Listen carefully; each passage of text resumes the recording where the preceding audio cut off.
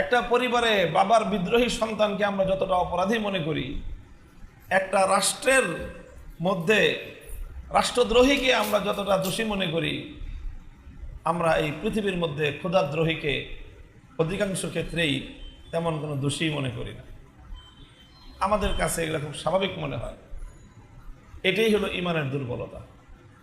এটা হলো আল্লাহ রাব্বুল আলামিনের প্রতি আমাদের যথাযথ সম্মানের অভাব।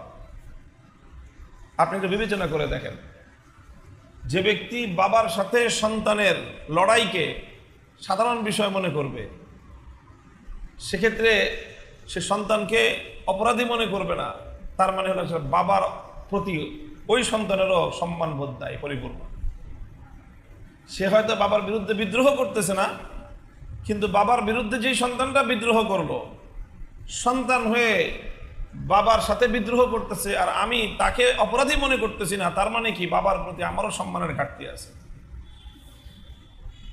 যারা ক্ষুধাদ্রোহকে, আল্লাহ পাক রব্বুল আলামিনের প্রতি বিদ্রোহ মনোভাবকে, আল্লাহর প্রতি বিদ্বেষী মনোভাবকে, আল্লাহ পাক রব্বুল আলামিনের বিধানের প্রতি বিদ্বেষী মনোভাবকে যারা হালকা মনে করে, আসলে প্রকৃত তাদের অন্তরের মধ্যে আল্লাহ পাক রব্বুল আলামিনের প্রতি সম্মান এবং মর্যাদাবোধের ঘাটতি আছে।